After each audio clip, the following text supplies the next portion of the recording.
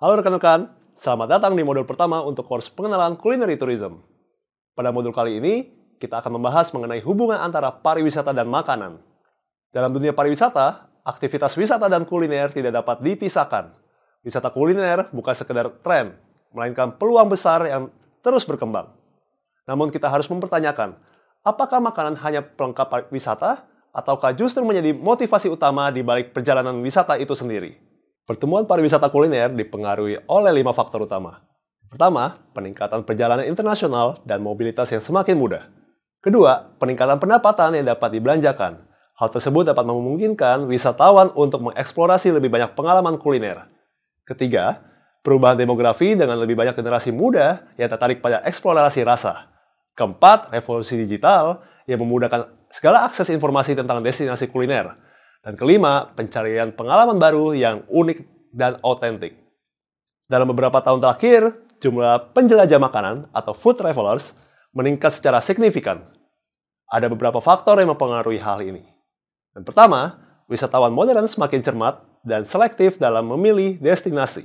Kedua, kualitas makanan menjadi faktor utama dalam pengalaman wisata. Ketiga, storytelling dalam industri kuliner menjadi elemen kunci yang menghubungkan manusia dengan pengalaman. Dan keempat, tren wisata kuliner yang terus berkembang seiring dengan minat yang berkelanjutan dalam mencari pengalaman baru. Otentisitas makanan lokal tentunya memiliki peran yang penting dalam pariwisata.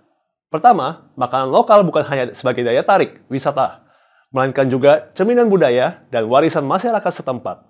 Yang kedua, pencarian originalitas dalam makanan menjadi tujuan utama para produsen, koki, dan pencinta kuliner. Ketiga, konsep Eat with Locals semakin populer, memberikan wisatawan kesempatan untuk merasakan pengalaman makan bersama dengan penduduk lokal. Hal tersebut memberikan hubungan langsung dengan kebudayaan di setempat. Wisatawan kuliner dapat dibagi menjadi 3 tipe berdasarkan ketertarikan mereka pada kuliner. Pertama, gastronomic tourism, yaitu wisatawan dengan ketertarikan tinggi pada pencarian kuliner, meskipun gastronomic tourism memiliki jumlah yang sedikit.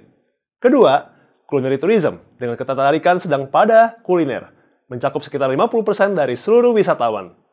Yang ketiga, wisatawan dengan ketertarikan yang rendah, yang lebih tertarik pada destinasi, tetapi tetap menikmati pengalaman kuliner yang tersedia. Dalam mengembangkan pariwisata kuliner, terdapat tantangan dan peluang. Sektor ini berkontribusi signifikan terhadap ekonomi global, dengan 30% dari jasa ekspor dan 10% lapangan kerja dunia. Namun, ada tantangan terkait perubahan preferensi wisatawan dan kebutuhan akan kompetensi baru dalam industri ini. Perubahan preferensi wisatawan mengarah pada pencarian pengalaman yang lebih mendalam. Hal tersebut membutuhkan keterampilan baru dari para pekerja. Di masa yang akan datang, keterampilan teknis dan manajerial ditambah dengan kreativitas dan pengetahuan tentang perkembangan masyarakat dan pangan akan menjadi kunci kesuksesan. Dari penjelasan di modul ini, bisa diambil kesimpulan bahwa hubungan antara pariwisata dan makanan adalah simbiosis yang terus berkembang.